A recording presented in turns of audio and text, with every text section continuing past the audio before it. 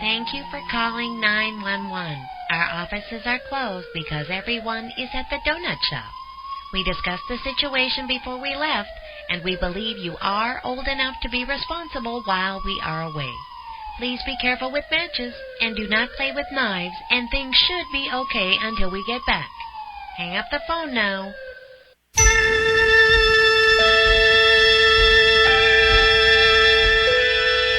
Space, the final frontier. Specimen gathering mission on planet Alpha 177. Mr. Spock is much stronger than the ordinary human being. Aroused, his great physical strength could kill. But it's a risk I'll have to take. Something bothering you, Mr. Spock? May I say that I have not thoroughly enjoyed serving with humans. I find their illogic and foolish emotions a constant irritant. Unlike you, we humans are full of unpredictable emotions. Love, tenderness. Yes, yes. If I seem insensitive to what you're going through, Captain, understand. It's the way I am. Don't be afraid. Here's my hand. Hold on. You are beautiful. More beautiful than any dream of beauty I've ever known. What is your point, Mr. Spock? I love you. I can love you. Kiss me. You're out of your mind. The prospect appeared quite attractive to you a moment ago. You don't really want to hurt me, do you? Put that thing away. No, I don't think so. No, I can. It's painless and quick. Entry made by Second Officer Spock. Possible we may have hit the wrong entry point. Yes. Very well, Captain. Try again. If it pleases you. What are you waiting for? Hurry! If you'll excuse the intrusion, Captain. Bury the hatchet. An appropriate choice of terms, Captain. I won't fight you anymore.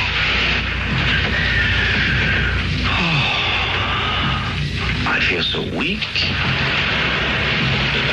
I'll be glad when this is over. I'm behaving disgracefully. Believe me, Mr. Spock.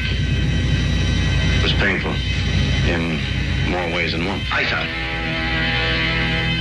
Captain's log supplement.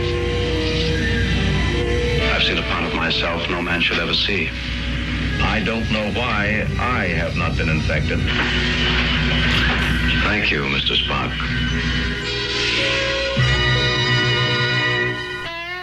Hi, this is Ken Elliott. When I'm floating around the universe, I always try to tune in to Rob McConnell. Hi there, Twinkie Frog on Sesame Street. When I want to find out what's going on with UFOs or ghosts, I listen to the X Zone with Rob McConnell. This is Les Corrigan from Target Internet Development. You're listening to Rob McConnell on the X Zone Radio Show.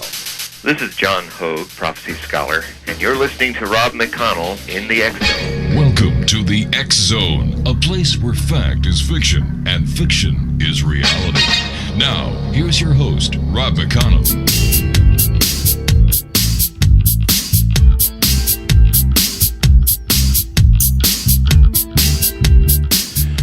Welcome back to the X Zone, everyone. My name is Rob McConnell. We're coming to you around the world on the Starcom radio network from our broadcast center in Hamilton, Ontario, Canada.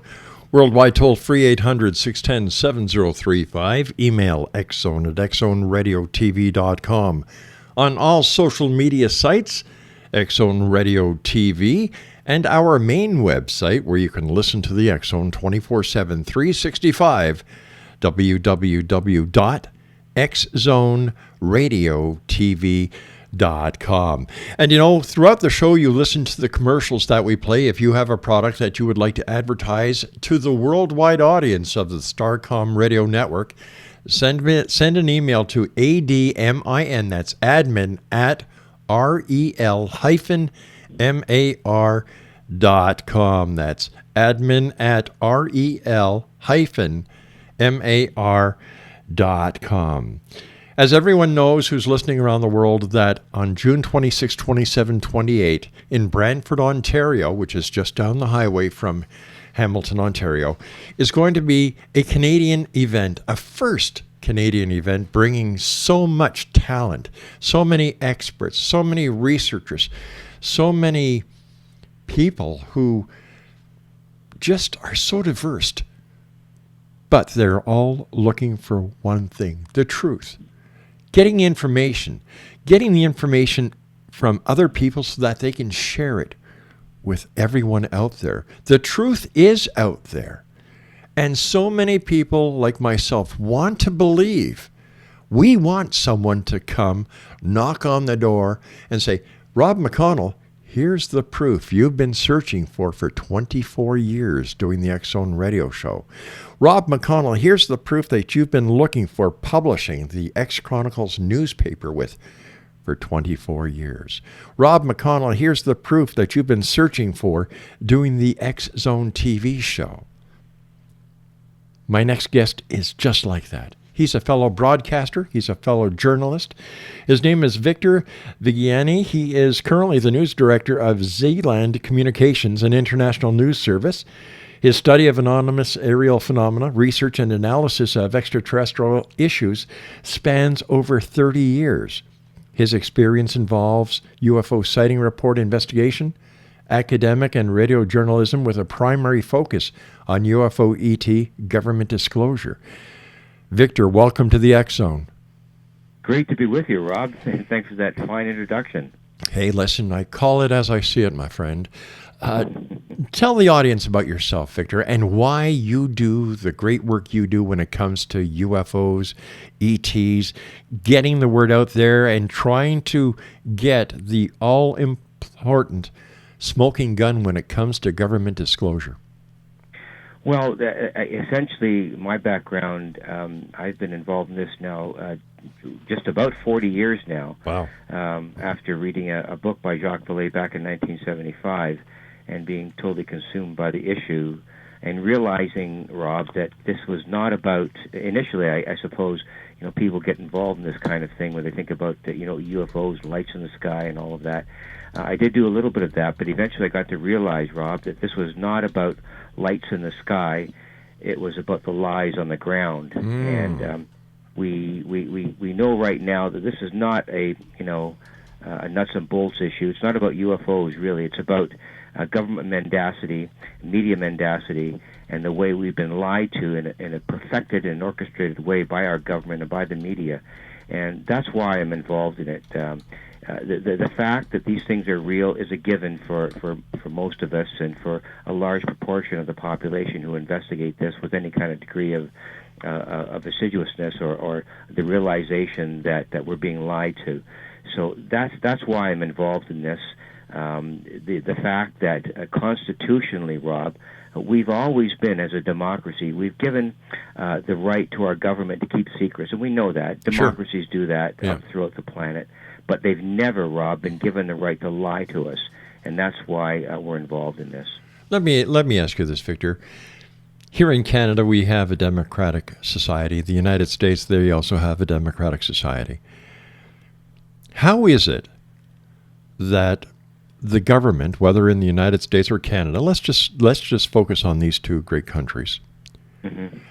How can they get away with what they're getting away with? For example, look what's happening in the Canadian Senate with the RCMP investigations and the charges that are being levied.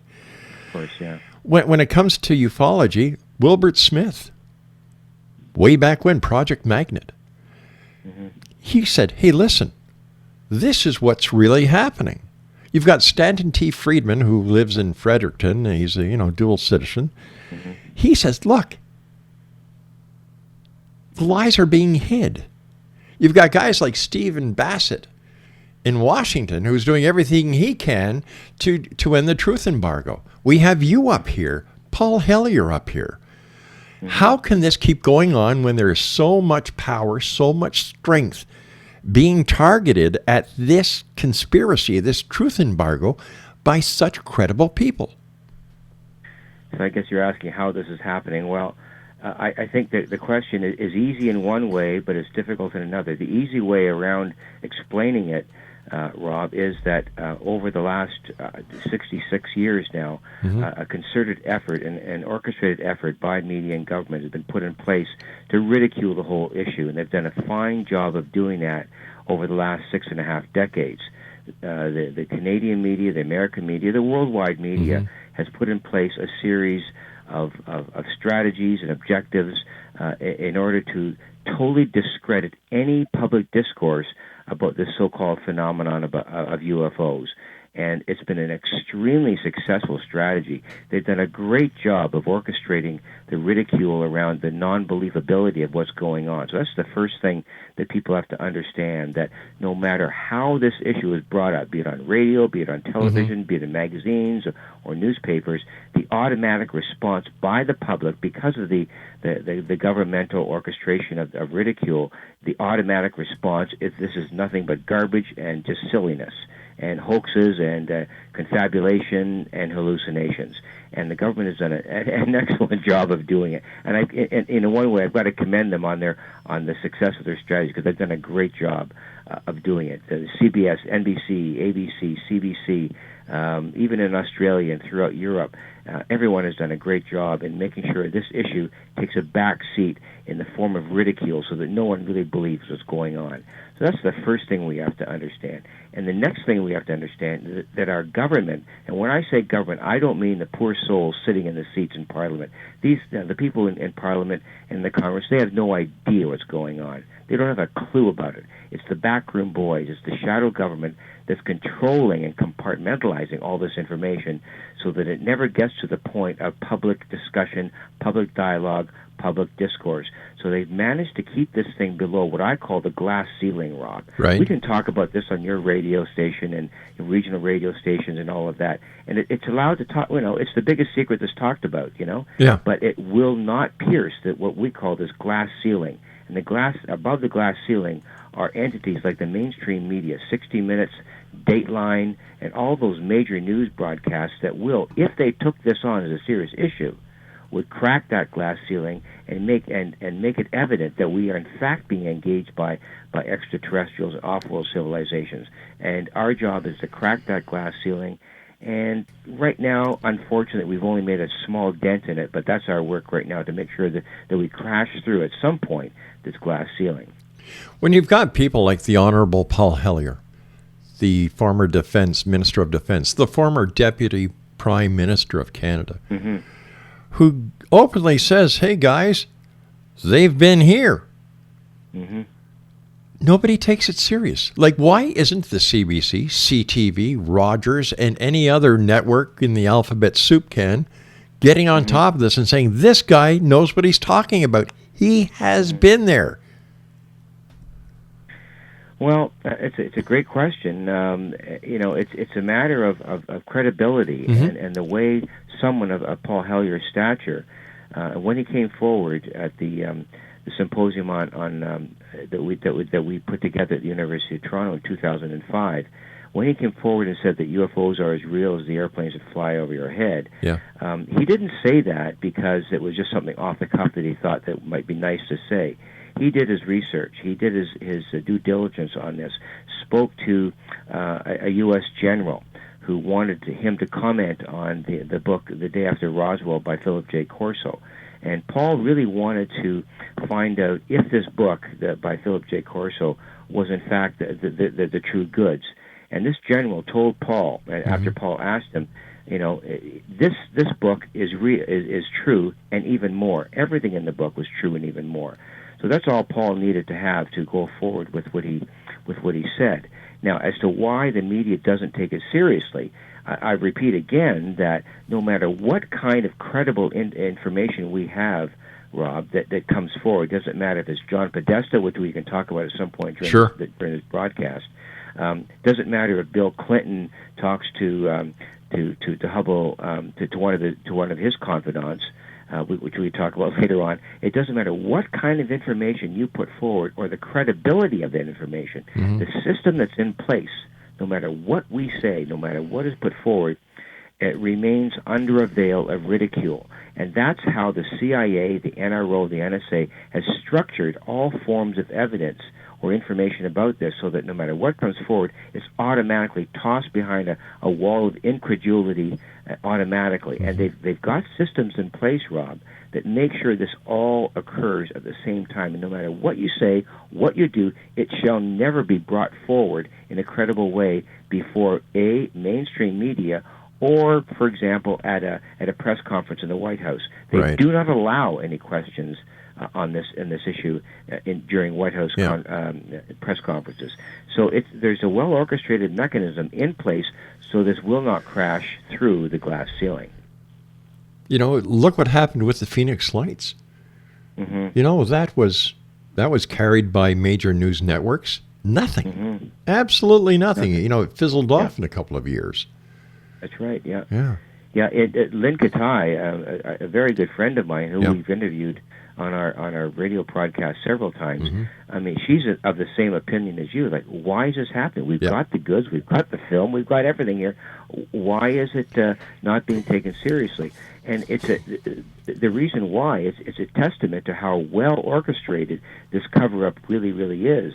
So that no matter what the mainstream media wants to do, right, the people in government will make sure that it doesn't happen. And Disney's in charge, the CIA's in charge, and these people are so powerful, Rob, that they have control over Time Magazine, through CBS, through ABC, through NBC, and they will be the ones who will control the flow of information. However, right now, the critical mass of this information, and through the Clinton administration and what Lawrence S. Rockefeller demanded of the Clinton administration, is coming forward in gradual bits and pieces to show that the Clinton administration was abjectly involved in trying to get to the truth about all of this. Hillary Clinton knew about it. She was advised about it. Right. President Bill Clinton was aware of it, was advised about it.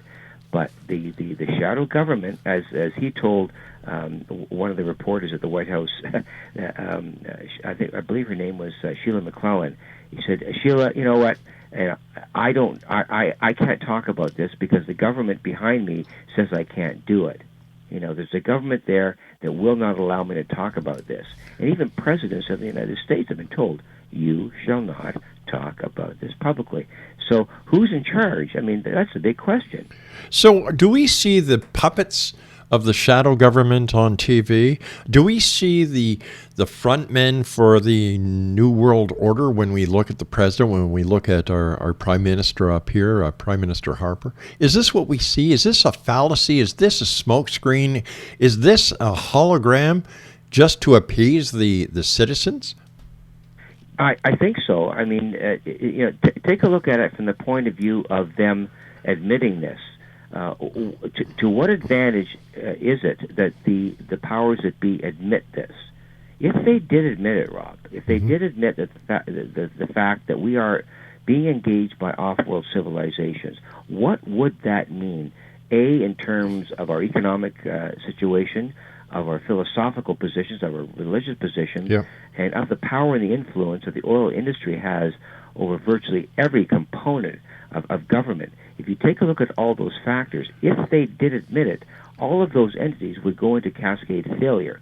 The fossil fuel industry would go down the tubes overnight because we know that the kinds of propulsion systems and energy systems that these craft and these civilizations that are off-world use, we know that it's free energy. We know the free energy has the capacity to totally eliminate and displace fossil fuel. But Victor, let me ask you this question. Go ahead. I'm sorry for interrupting you.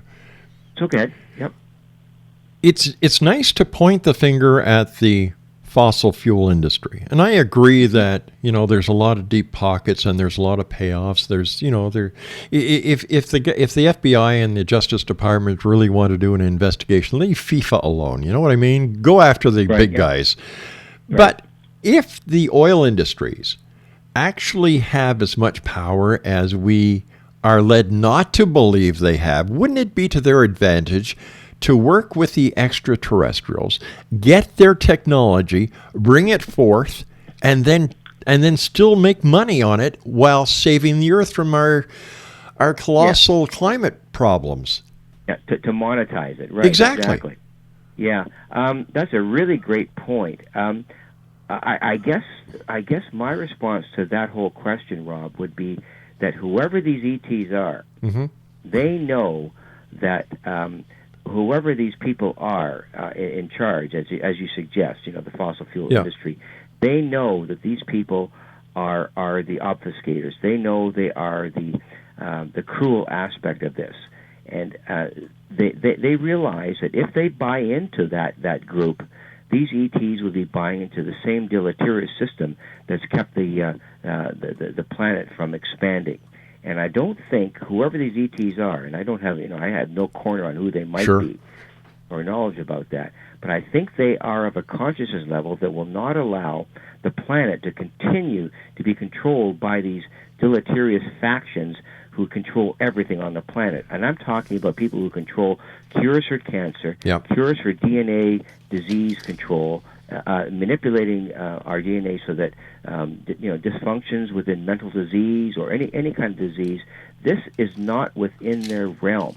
The people that are in power do not want these things to come about. However, the extraterrestrials, as far as I'm concerned, and that I've been told about through contactees, the extraterrestrials want this realization for our planet. They want our planet to engage them as a universal body, to engage this idea that there is much, much more to the economic system than we're being told, and that our economic system is holding us back from the realization of all of these more or less altruistic sort of expansions of the human consciousness. And the other thing that's important here to understand is that because of who these beings might be and what they have to offer, and they've been doing this for generations on other planets, there's no doubt about it, we are on the next step of evolution of the human species. And that's what these ETs are bringing towards us as a civilization. We have the option to reject or accept the next step of being on the threshold of our next generation of evolution as a species. Now, the fossil fuel industry cannot compete with that concept. We need to move forward as a human species and reject fossil fuels as an entity, and not have the people who are in charge of fossil fuels commandeer this so-called free energy for their own purposes. And we need to address those issues very, very seriously, so that the people who are in charge right now that are screwing up the planet do not retain the same kind of control when the whole free energy system has become put in place. And I think the ETs are realizing this. They've done it with nuclear weapons. They've told us that no nuclear weapons shall be employed on the planet, and they're making sure that these things are shut down. I know the story about Bob Salas and what happened at his missile silos, and I've heard the other stories pertaining to other nuclear shutdowns. But if this is the case, Victor, if these ETs are so concerned about us as a planet and what we're doing to ourselves, why don't they just make their presence totally known and say, you know what, guys, we've been watching you for 100 years. You guys are screwing up major. Look what's happening with North Korea, how they're building up their nuclear arsenal. Right. Look what the Chinese are doing by building up these islands 600 miles off of mainland China, which puts them in invasion position to the United States. Yeah. With what's going on in the Middle East and how close Iran is to nuclear capabilities, whether or not they say they're going to get into this agreement with the United States, which I don't see happening. You've got Israel that is worrying about what's going to happen. Should we wait to see if Iran's going to abide by this new agreement, this new accord, or should we just go in and take out their nuclear facilities? If we have these peace-loving ETs watching us, and they've been watching us for 100 years, whether or not Big Pharma likes it, whether or not the oil industry likes it, whether the military industrialists like it or not, why don't they just say, guys, their UFOs land, they get out, and they say, we are going to take it now. You've screwed up. Why don't they just do that? Well, I think that what you've just described, Rob, is a tremendously comprehensive overview of the planetary situation, and that's our messy backyard. Yeah, we've dumped all over ourselves in our own backyard, And we're doing it every single day in every single way, shape, and form. Putting plastics in the ocean. Oh God, yes. The chemtrails and putting chemicals in our sky, and what Monsanto is doing with genetically modified foods and with the pharmaceutical. We are screwing up our existence, and you know what that is? That's our own backyard, and we are in charge of it, and that's what we've done to ourselves. Now, the answer to the question, I think, and now this is only a suggestion, is that it's a matter of free will, and we as a species are in charge of our own development. We are the ones who called all the question about what we're doing on our planet. And I think what the extraterrestrials understand in a very sort of consciousness level, it's up to us to decide what we want to do. And what I believe, in answer to your question, is that we as a species, as a humanitarian, a group, as a collective, need to understand collectively, and this is an incredibly political question, we have to understand it collectively that we need to change ourselves. If we do not agree as a species to change ourselves, the ETs won't have anything to do with us. As benevolent as they might be, as much as they might, respect our planet, it's up to us to change. And once we when I say we, the collective of humanity, realize that we need to change, and that's a big step. I mean, how do you get to that point? Once we collectively change the will set, our mindset to change, or even some sort of inkling about it, then they may intrude themselves, as you're suggesting. Now, the stuff that they're doing right now, the manifestation of the UFO entity, the phenomenon, these are little small hints. Right. If they wanted to come forward and manifest themselves in a huge way, send down a mothercraft during a Super Bowl game on Super Bowl 16, that kind of thing, they could do that. But why don't they? But I don't think. Why don't they? Because I think it's up to us, Rob. I think that's the whole problem. It's up to us to change, not for them to change us. But if it's up to us to change and there's free will, you said earlier that they would not permit nuclear war or nuclear detonation. So how do we say, well, they'll let us go to hell in a handbasket, but they won't let us launch a nuclear attack? Well, yeah, that's the whole conundrum of the whole thing. I don't think that they would permit the nuclear issue to manifest itself, because I think they realize this planet, as in bad shape as it is right now, has a lot of really wondrous things to offer as a planetary entity. And there are probably a lot of other planets in our galaxy that are in exactly the same position. They've gone through exactly what we're not the only ones. And I think what's happening is here, and what we've been told by some of the abductees and contactees, is that we are not the only ones in this galaxy who are being challenged to do the same things to save their own planet. We're not the only ones here. We think of ourselves as, we're a little ball of mud circulating and revolving around our sun. Third rock from the sun. There are lots of other planets in the same position of a similar kind of deleterious or whatever, lack of development entity that we are. And I think what they need to do is bring us to a point of understanding. And once we do that as a collective, then they may intrude themselves. But until that happens, or until we at least begin to understand that as a species, I don't see them intervening in a big way. That's not my perception anyway. All right, Victor, stand by. We've got to take a commercial break. We'll be right back. Exo Nation, Victor Viggiani is our special guest. We're talking about UFOs and the government acknowledgement or the truth embargo. My name is Rob McConnell. This is the X Zone. We're coming to you worldwide on the Starcom Radio Network. We'll be back on the other side of the short break. Don't go away.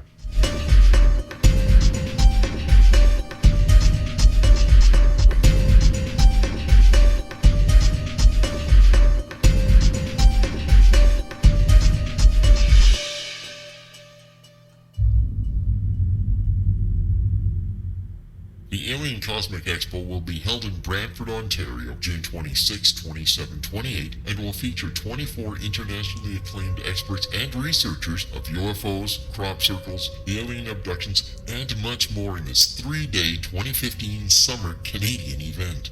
Experts in the field of extraterrestrials and alien encounters, out-of-body experiences, past life regression, soul reading, psychic, and mediumship will all be presented with professionalism, integrity, and credibility, making the Alien Cosmic Expo the largest event of its kind in Canada for 2015.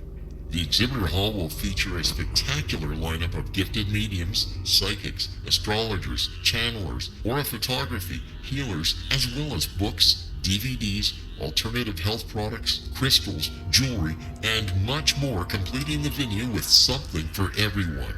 For all information and to purchase your tickets for the Alien Cosmic Expo, go to www.aliencosmicexpo.com. That's www.aliencosmicexpo.com.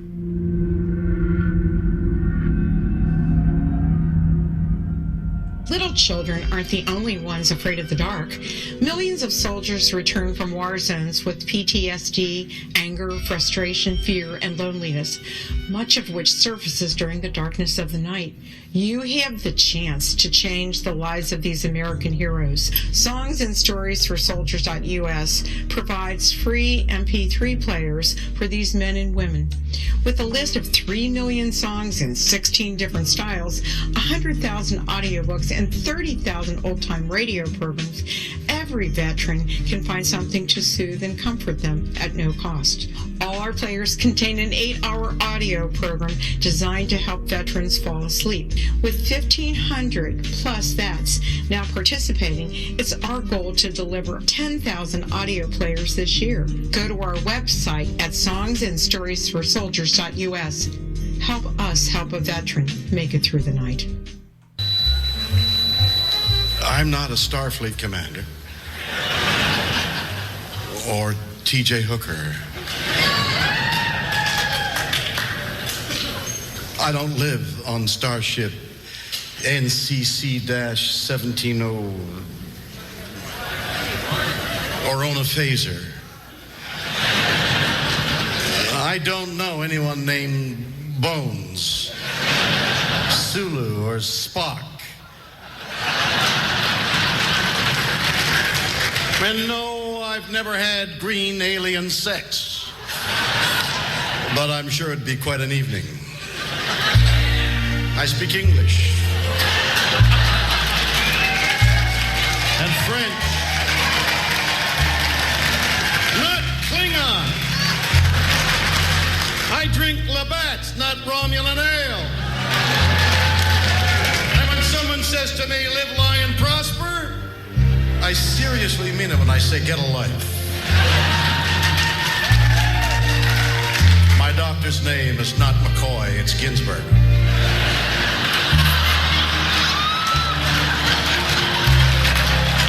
And tribbles were puppets, not real animals. Puppets! And when I speak, I never ever talk like every word is its own sentence.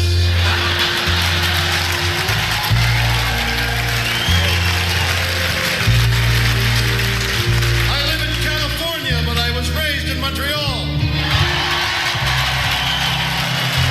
And yes, I've gone where no man has gone before, but I was in Mexico and her father gave me permission. My name is William Shatner, and I am Canadian. Hi, this is Eric Rawls of Cosmoverse.com, and you're listening to Rob McConnell in the X Zone. Hi, this is Blade Runner, and you are listening to Canada's #1 paranormal radio show, The X Zone, with Rob McConnell. Hi, I'm Laura Sabrin of Feasty Fields Organic Vineyards in Jordan, and you're listening to Canada's #1 paranormal radio show, The X Zone, with Rob McConnell. Hi, my name is Lady Ashley, the White Witch of Niagara-on-the-Lake, and you're listening to Canada's #1 paranormal talk radio show, The X Zone, with Rob McConnell. Welcome to The X Zone, a place where fact is fiction and fiction is reality. Now, here's your host, Rob McConnell.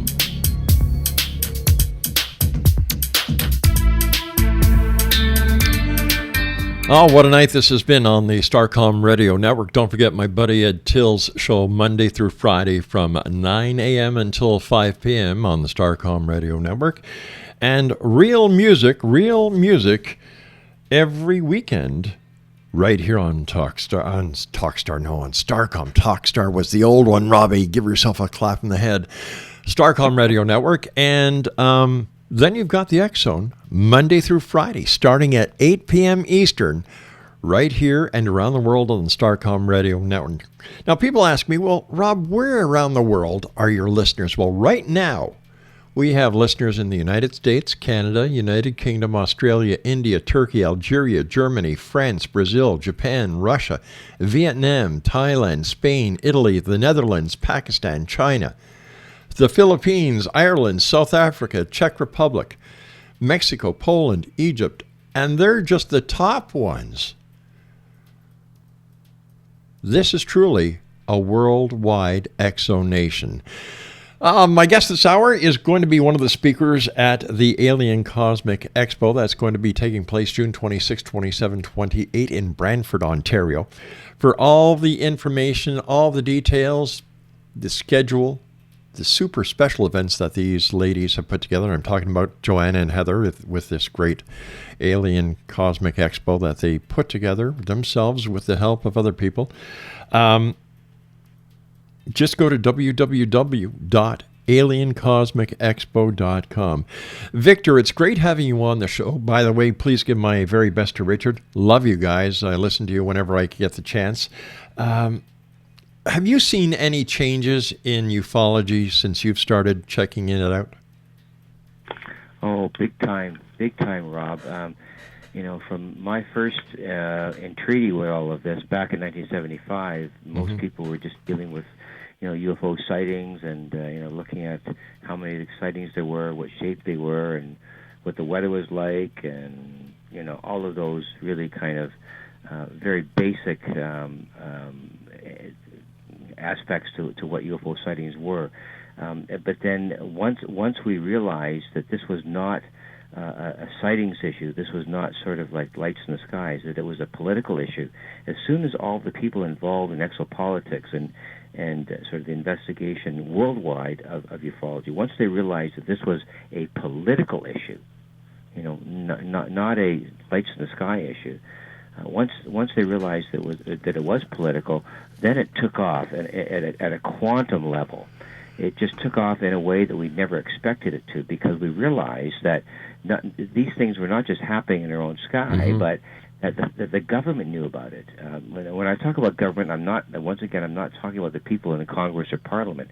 I'm talking about the backroom boys, the compartmentalized groups of people who knew about these things: NASA, the NRO, the NSA, the CIA. All of the information, the documents that we got to because we realized this was political.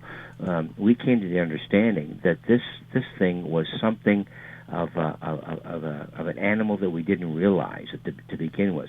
So once we realized it was political, it just took off in a totally different direction. And that's why I think we're at the point that we are right now. That's the change that's taken place.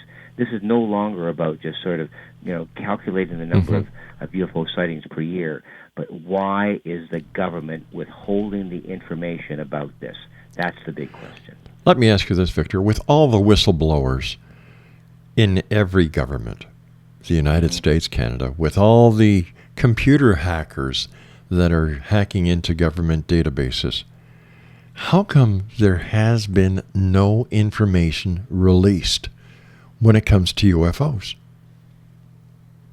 Well, I think that goes back to the point I made earlier about the government and the way they handle this, because they realize exactly what you've just stated. They know all of the information. All these agencies, as a concerted, coordinated. No, they're not coordinated. They're very compartmentalized. Right. I should restate myself on that. But the fact is that what they have done is denied access to all this information to mainstream media. And once the mainstream media that we depend on for virtually all of our information, on a daily basis, we do that all the time. You wake up in the morning, you turn on NBC, ABC, CBS, and you depend on that for your information. You will not hear about any of that on the mainstream media. So that's the way that the government completely controls us, and anything beyond that or below that is so speculative, so ridiculed that that the level of believability about it is sequentially and sequestered by the media, so that it will not come about that anyone could consider it as valid information. All right, now, so let me throw another hypothesis at you. Sure, go ahead. If Russia or China or North Korea wanted to put a big pain in the government's neck, whether it be Canada, the United States, or Great Britain, all they would have to do is get a guy like Edward Snowden to hack into the computer systems. Or China has their own hackers, Russia has their own hackers, and release the information proving beyond a shadow of a doubt that the government of Canada or the government of the United States or the government of the United Kingdom have actually been suppressing this information, that UFOs are in fact real. The governments have been working with the extraterrestrials for a number of years. They would blow it sky high, and you would think that in today's political atmosphere, its political arena, that this would be a big coup for any government. And yet, the United States government could not stop it. The Canadian government could not stop it from happening if it was to be released. And yet, nothing. You raise an excellent point. And I think that what's happening here is we are gradually moving towards, and thank goodness that the internet is in place the way it is. If the Chinese government, or even the Indian government, or any other, I'm not talking UK or France or anything like that. If some of these other governments were to decide, you know what, we're going to blow the doors open on this, I'm not sure what's holding them back. I really don't have a good handle on why China just doesn't say, we know what's going on, and we've known about this for years. I just do not know why. And many of the people in the exopolitics community and the research community, we cannot figure out why some of these governments aren't going rogue on this. Yeah. And I think that's a testament to whoever the cabal is, and whoever these people who are in charge of the dissemination of information about either the banking system and the economic system and all of these things, the chemtrails and all of that from coming forward, they must have a level of influence, Rob, that supersedes and just goes way beyond any kind of influence that we are aware of.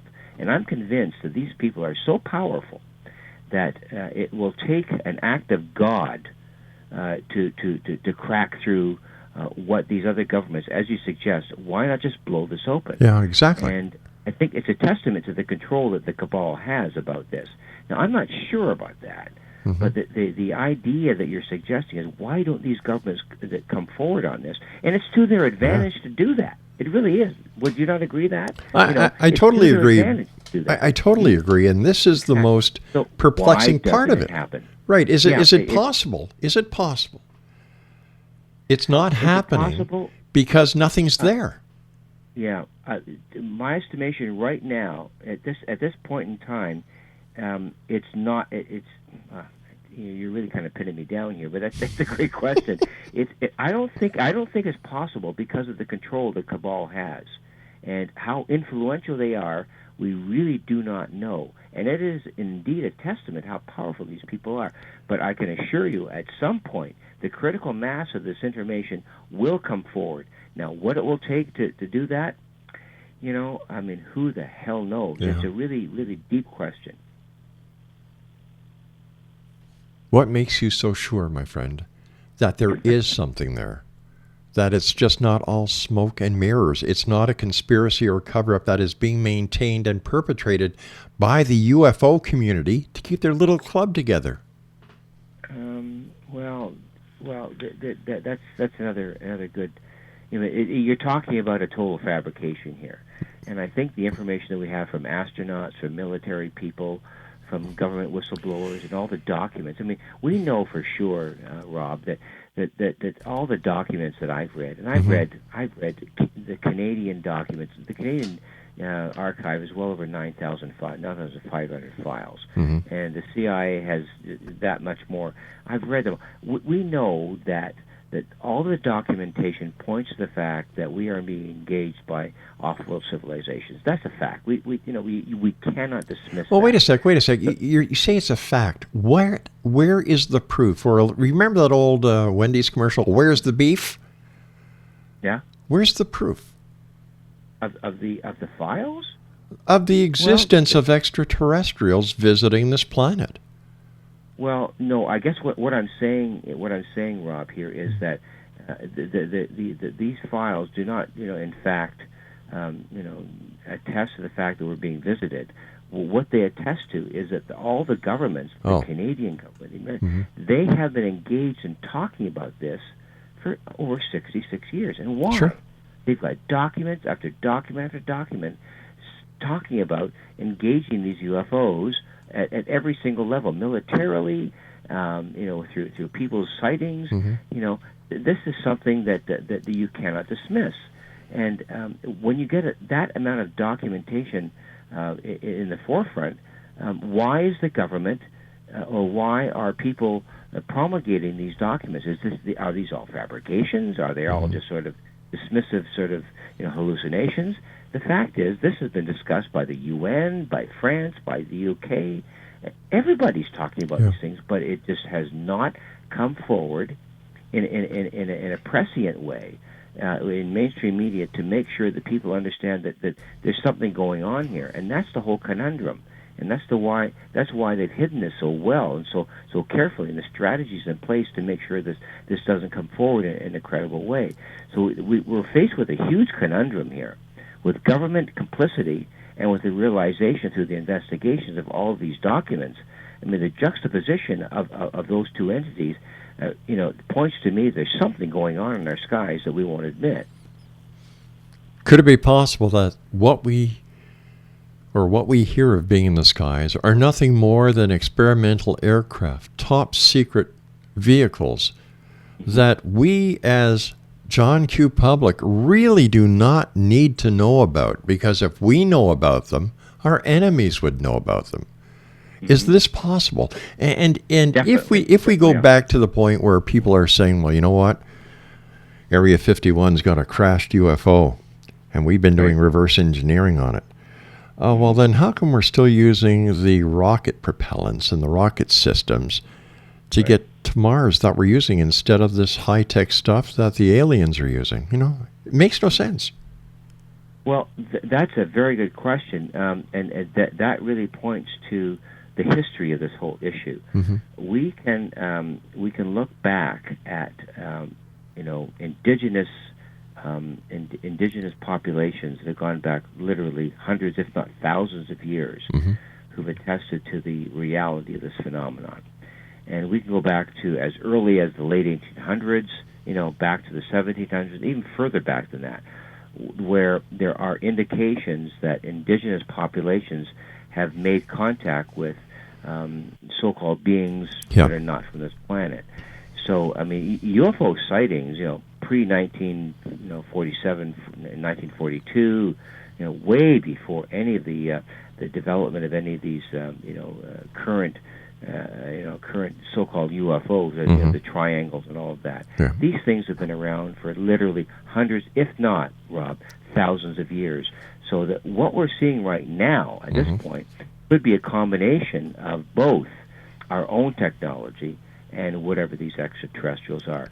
So that question, is, in my mind, is easily resolvable by the fact that we've been engaged for literally hundreds, if not thousands of years before. And many people feel that the reason that we're here is because we've been seeded. But that's another question altogether, which we can't get into it if you want to, but that's fine. Is it possible, we've got about 5 minutes left, is it possible that the cabal that we've been discussing today has nothing to do with the government, but with religious philosophies? Like, what would happen to the religious philosophies of this planet, whether it be Islam, Christianity? Religion would just instantaneously go out the window. Well, you know what? It's a tremendous question, because the religious idea that we've been imbued with, Mm-hmm. you know, for literally thousands of years, be it Catholicism or Islam or Buddhism or Hinduism, many of these religions have their foundation in an understanding that's based on what's come from the sky. Exactly. And if you take a look at Hinduism and even Islam, Mm-hmm. they all have a history of understanding what's come from the sky. Yeah. Now, the only religion that I'm aware of that's not really kind of complicit in this is Catholicism and Christianity. Oh, wait a sec. You know, I disagree there. Because when you look at the Bible, if you look at for example, the Nephilim, Mm-hmm. those who descended from the sky, angels are the angels of yesterday, the ETs of today, Ezekiel's wheel, and there's so many other examples. Like, you know, the Vatican is the richest corporation in the world. Mm-hmm. The richest. And if it was to be found out that everything that they've been teaching, preaching, and you know, talking about God, Jesus, you know, the Creator, were actually ETs, man, they'd be out of business in a second. Plus, you know, what does that mean about, you know, in God we trust? You know, don't get me going on the Catholic Church, because I was brought up as Catholic. Well, that'll be another show. How's that? That's another one. We could do that all over again in a few minutes. But it would be that in itself. It would be a great show, because the Vatican has a corner on this. Oh, big time. I guess what I need to restate is that all religions have their foundation, or have an understanding of what comes from the sky. Yeah. And I think that realization that we've been engaged for literally thousands of years is something that we really need to consider when we try to understand what this UFO issue is all about. So there's so much more to it, Rob, that you know, it's 6 ways to Sunday, and we can never really understand it, but we can come to grips with the smaller, pieces of it and try to put together, the pieces of it to make the realization something that we can digest. As I was saying to a guest earlier this evening, that we all have a piece of the jigsaw puzzle in our pockets. We just have to get to the big table and work together to solve it. Victor, you're going to be at the table. You're going to be at the Alien Cosmic Expo, June 26, 27, 28. I look forward to meeting you. I've thoroughly enjoyed our chat here this evening. Please, once again, give my best to Richard. I love your show on what you guys are on. Let me see. What station you on? Oh, 740. That's right, AM 740 here in Toronto. Zoomer Radio. All right, you take care of yourself. Thanks so much for joining us. It's been a great pleasure, and keep the great work up. Keep them honest, my friend. We will do that. And thank you, Rob, for the opportunity, and good night to all of your guests, and thank you very much for having us on. It's my great pleasure. Have a nice evening, sir. Bye now. Bye-bye. Well, there you go, Exo Nation. Another wonderful night here on the Starcom Radio Network. There are so many facets to the UFO phenomena. You know, I walk the line in between. I've never seen... Well, I saw something in the skies over Montreal when I was a child that got my interest in UFOs. Was it a spaceship? Was it something I couldn't understand? What was it? I'm still trying to get the answer. And you know what? I want to believe. I really do. But I want proof. I want somebody to come on my show and say, Rob, meet me at such and such a place at such and such a time, and I'll show you the proof that you've been seeking. Maybe tomorrow night as we return at 8 p.m. here on the Starcom Radio Show. Starcom Radio Network on the X-Zone Radio Show with yours truly, Rob McConnell. So until tomorrow night, when once again we cross the time-space continuum to this place that I call the X-Zone, from everyone here to everyone out there, always keep your eyes to the sky and your heart to the light. Good night now.